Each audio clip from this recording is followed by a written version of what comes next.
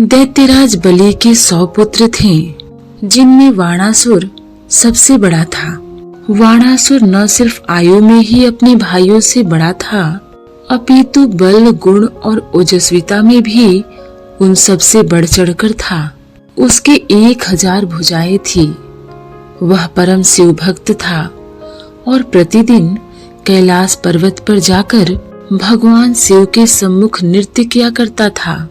अपने हाथों से विभिन्न वाद्य यंत्र बजाता और भगवान शिव को प्रसन्न करने के लिए चेष्टाएं किया करता। एक दिन भगवान शिव प्रसन्न हुए और उससे वर मांगने को कहा। बोलो पुत्र, क्या वर मांगते हो?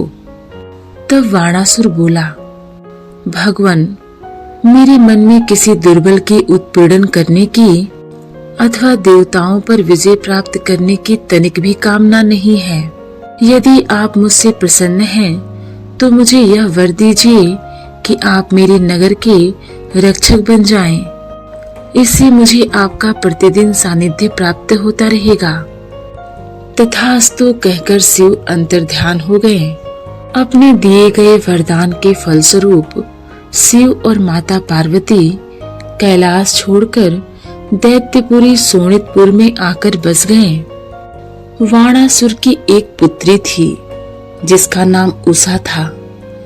वह माता पार्वती से संगीत की शिक्षा प्राप्त करने लगी। उषा यौवन काल की दहलीज पर पहुंच चुकी थी। एक दिन उसने शिव पार्वती को एकांत में रमण करते हुए देखा तो उसके मन में वासना पैदा होने लगी। वह पति प्राप्त करने की इच्छा करने लगी। पार्वती उसे संगीत की शिक्षा देती तो उषा का शिक्षा में मन न लगता। उसे भांति भांति के विचार सताते रहते। पार्वती उसके विचारों को समझकर बोली, क्या बात है उषा, आजकल तुम्हारा ध्यान कहीं और अटका रहता है। मैं समझ गई हूँ, तुम पति प्राप्त करने की कामना करने लगी हो। थोड़े दिन धैर्य रखो बेटी, अपने में तुझे एक पुरुष दिखाई देगा, वही भविष्य में तेरा जीवन साथी बनेगा। इधर वाणासुर शिव से कह रहा था, भगवान, आपने मुझे 1000 भुजाएं तो दे दी, किंतु अब वह मुझे भार स्वरूप लगने लगी हैं। बेकार पड़े पड़े मेरी बाहों में खुजली होने लगती है। मैं युद्ध करना चाहता हूँ जिससे मेरा आलस्य दूर हो सके, लेकिन कोई मेरी जोड़ का व्यक्ति इस धरती पर है ही नहीं। भगवान शिव समझ गए कि वाणासुर के मन में अभिमान पनप उठा है। वे बोले, अधीर मत हो पुत्र, तुमसे युद्ध करने योग्य व्यक्ति इस धरती पर अवतरित हो गया है। शीघ्र ही तुम्हारी यह इच्छा भी पूर्ण होने वाली है। तब वाणासुर बोला, लेकिन कब और मुझे मालूम कैसे होगा कि अमुक व्यक्ति ही मेरी बराबरी का है? तब भगवान शिव ने वाणासुर को एक ध्वजा देकर कहा, यह ध्वजा लेकर जाओ, अपने भवन के द्वार पर लगा दो। जिस दिन यह अपने आप नीचे गिर जाए, उस दिन समझ लेना कि तुम्हारा प्रतिद्वंदी आ पहुंचा है। मनुष्य के जब बुरे दिन आते हैं तो उसकी बुद्धि स्वयं ही भ्रष्ट हो जाती है। भगवान शिव द्वारा क्रोध में कहे गए वह वचन सुनकर भी वाणासुर प्रसन्न हो गया और उसने खुशी खुशी ध्वजा को ले जाकर अपने भवन पर गाड़ दिया। फिर वह प्रतीक्षा करने लगा कि देखे ध्वजा कब गिरती है। उधर दूसरी ओर वाणासुर के महल में उषा अपनी सखी चित्रलेखा से बात कर रही थी। चित्रलेखा वाणासुर के मंत्री कुभांड की पुत्री थी। उषा के मुख पर व्याकुलता देखकर चित्रलेखा ने पूछा, क्या बात है सखी, आज तुम बहुत उद्गिन हो, शरीर तो स्वस्थ है ना? तब उषा ने आह भरते हुए कहा, मेरे शरीर को कुछ नहीं हुआ है चित्रलेखा, मैं एक स्वप्न को लेकर व्याकुल हूँ। रात स्वप्न में मैंने देखा कि एक परम तेजस्वी कामदेव के समान सुंदर युवक से मेरा विवाह हो गया है।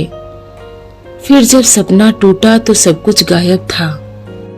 कुछ भी हो सके, मैं तो तन मन से उस युवक को अपना पति मान चुकी हूँ। माँ भगवती ने भी मुझसे यही कहा था कि एक पुरुष तुझे स्वप्न में दिखाई देगा, वही तेरा पति बनेगा। क्या तुम मेरा एक काम कर दोगी? तब चित्रलेखा बोली, कहो राजकुमारी, तुम्हारा हर काम करके मुझे अति प्रसन्नता होगी, तुम काम तो बताओ। तब उषा बोली, तुम तो चित्रकार हो, अपनी कल्पना से कुछ ऐसे युवकों के चित्र बनाओ जैसे मैंने तुमसे उस स्वप्न पुरुष के बारे में बताया है, फिर मैं उसे पहचान लूंगी। चित्रलेखा ने अपनी कल्पना के आधार पर चित्र बनाना आरंभ कर दिया और उन्हें उषा को दिखाने लगी। अंत में एक चित्र को देखकर उषा खुशी से चिल्ला उठी, यही है, बिल्कुल यही है सखी, यही युवक रात को मेरे सपने में आया था। चित्रलेखा चित्र को गौर से देखने लगी। मायावी दैत्य की पत्नी होने के कारण चित्रलेखा स्वयं भी बहुत मायाविनी थी।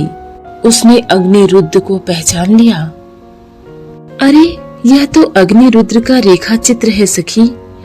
अग्निरुद्र प्रद्युम्न का पुत्र है और श्री कृष्ण का पौत्र है। ये लोग द्वारिका में रहते हैं। उषा बोली, कुछ भी करो सखी, कैसे भी हो, मुझे इस युवक से मिला दो। तुम तो स्वयं अच्छी मायाविनी हो, द्वारिका जाकर इस युवक को उठा लाओ। चित्रलेखा माया से द्वारिका पहुंची और सोते हुए अनिरुद्ध को बिस्तर समेत उठा लाई। सुबह जब अनिरुद्ध की आंख खुली और उसने अपने सामने उषा व चित्रलेखा को बैठे देखा तो आश्चर्य से बोला, मैं कहाँ हूँ और यह कौन सी जगह है? तुम कौन हो? तब चित्रलेखा बोली, तुम इस समय सोनितपुर में राजकुमारी उषा की अतिथि हो। यादव कुलनंदन, इन्हें पहचानो। कल रात तुम इनसे सपने में मिले थे। कुछ क्षण के बाद ही अनिरुद्ध को तुरंत याद आ गया कि राजकुमारी उषा को उसने भी सपने में देखा था और स्वप्न में ही उन्होंने परस्पर विवाह किया था। उसने अनुराग में दृष्टि से उषा की ओर देखा। फिर चित्रलेखा दोनों प्रेमियों को वहां छोड़कर चुपचाप बाहर निकल गई। काफी दिनों तक दोनों का गुपचुप प्रेम चलता रहा। चित्रलेखा के अलावा कोई तीसरा व्यक्ति नहीं जानता था कि राजकुमारी उषा ने अनिरुद्ध को अपने अंतःपुर में रखा हुआ है। लेकिन ऐसी बातें छुपती ही कहाँ हैं। अंतःपुर के रक्षकों द्वारा एक दिन वाणासुर तक यह समाचार पहुंचा और क्रोध से भभकता हुआ वाणासुर अंतःपुर में दाखिल हो गया।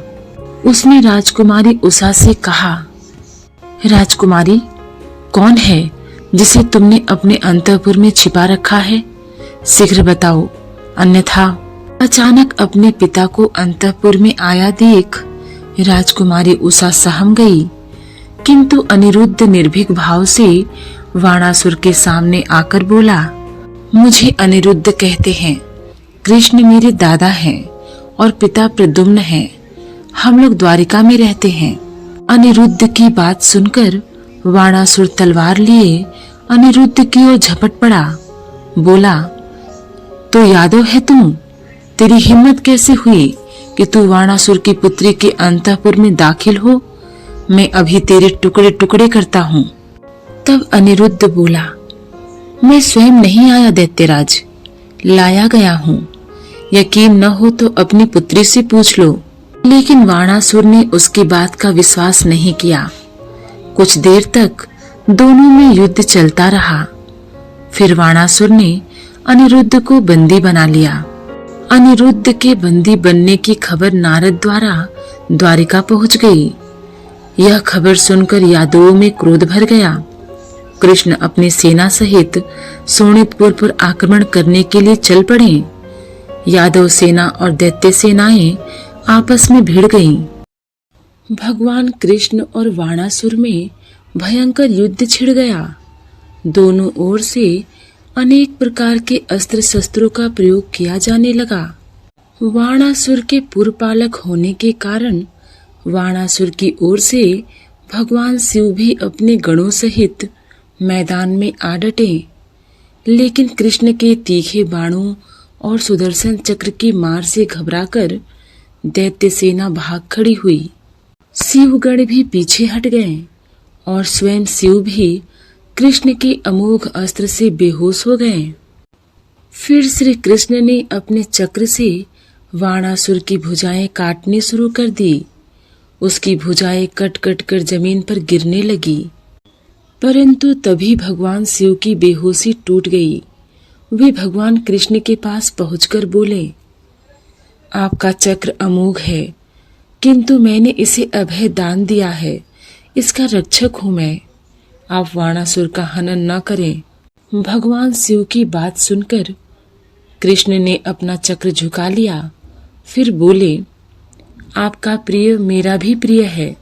देवाधिदेव, मैंने नरसिंह अवतार लेते समय प्रहलाद को वचन दिया था कि उसके किसी भी वंशज का वध नहीं करूंगा, लेकिन इसने आपका अपमान किया है देव। इसे दंड तो मिलना ही चाहिए। इसकी अधिकांश भुजाएं तो मैंने चक्र से पहले ही काट दी है, किंतु जीवन दान तो तभी मिल सकता है जब यह चतुर्भुज रहकर आपकी सेवा करे। यह कहकर भगवान कृष्ण ने वाणासुर की शेष भुजाएं भी काट दी और 1000 भुजाओं में से उन्होंने सिर्फ 4 भुजाएं शेष छोड़ दी। फिर वाणासुर ने अनिरुद्ध और उषा का विवाह कर दिया। दोनों के विवाह बंधन में बंधने के बाद वाणासुर ने सोनितपुर छोड़ दिया और भगवान शिव के साथ उनके धाम कैलाश पर्वत पर चला गया। वह जब तक जिया भगवान शिव की आराधना में लीन रहा और मरने के बाद उसे शिवलोक में स्थान मिला।